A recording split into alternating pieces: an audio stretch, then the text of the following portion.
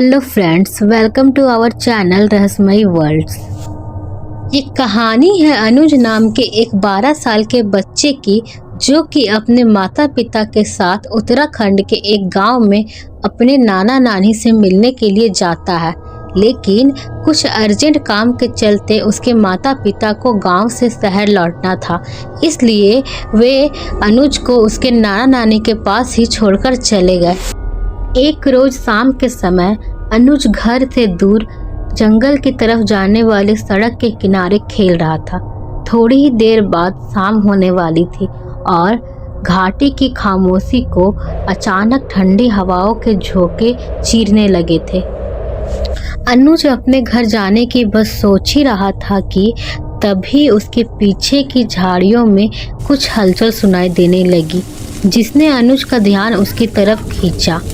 और थोड़ी देर बाद वो हलचल एक बेहद ही डरावनी और दिमाग को सुन्न कर देने वाली आवाज़ में बदल गई। फिर अनुज को झाड़ियों की ओर से एक सफ़ेद लिबास में उसकी तरफ बढ़ रही एक औरत दिखाई देती है, जिसकी कोई शक्ल नहीं होती। बार बार कोशिश करने के बाद भी अनुज उसकी शक्ल नहीं देख पा रहा था, लेकिन उसके चेहरे पर वो डरावनी मुस्कान और उसके मुंह से आ रही वो डरावनी आवाज़ ने मानो अनुज के कदमों को वहीं जमा दिया हो। वह डर के मारे काँप रहा था, लेकिन वहां से हिल पाने की हिम्मत उसमें बिल्कुल नहीं थी। फिर वो डरावनी औरत वापस मुड़ी और धीरे धीरे वापस अंधेरे और झाड़ियों की ओट में गायब सी हो गई।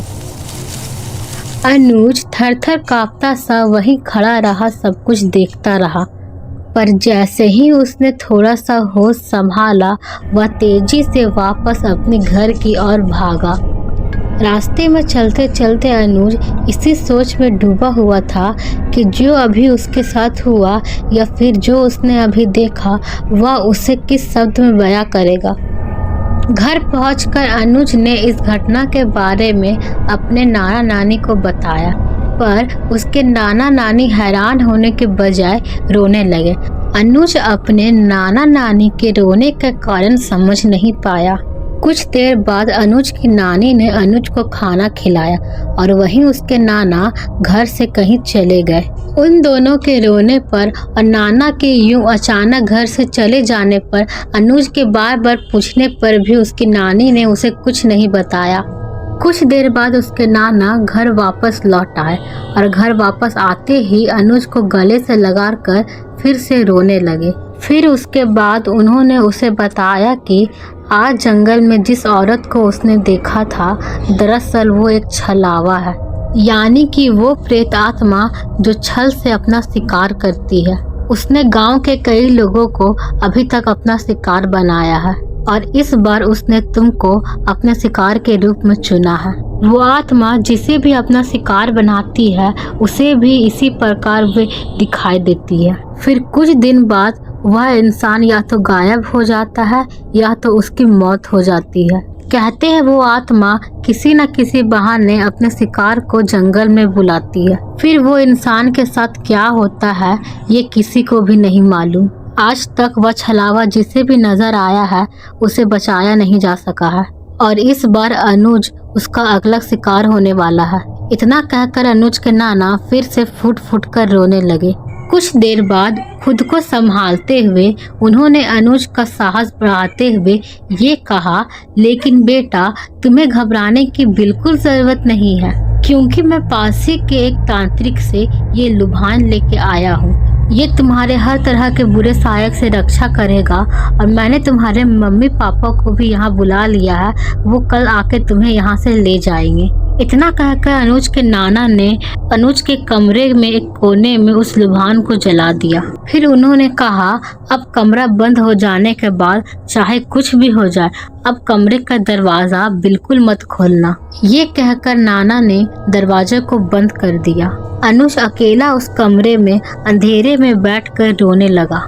उसे कुछ समझ नहीं आ रहा था कि आखिर उसके साथ क्या हो रहा था। एक तरफ वो नाना नानी के रिएक्शन को देखकर घबराया हुआ था और दूसरी तरफ उसके दिमाग से वो नज़ारा निकलने का नाम नहीं ले रहा था। उसके कानों में अब भी वो डरावनी आवाजें रौंद रही थी। अनुज एक कमरे में बैठा अकेले रो रहा था। वह सुबह होने का इंतजार कर रहा था।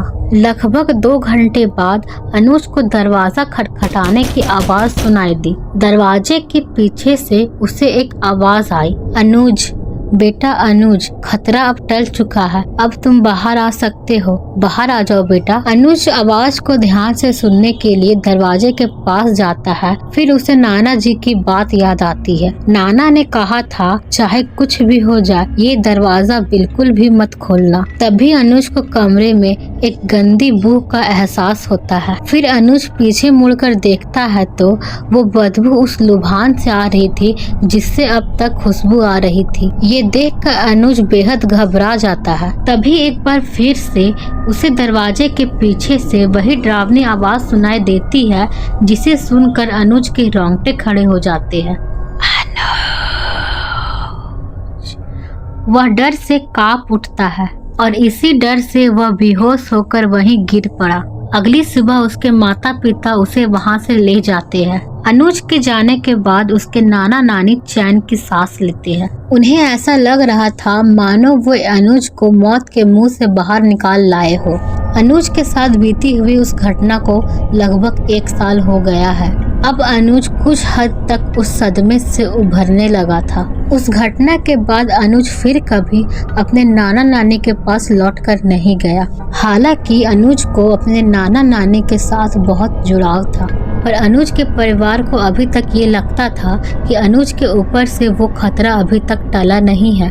इसलिए उसके पिता समय समय पर गांव जाकर उस तांत्रिक से उस लुभान को लाते रहे जो उस रात अनुज के नाना लाए थे, और हर शाम उस लुभान को उनके घर में जलाया जाता था। एक समय उसके घर उसकी नानी का कॉल आया।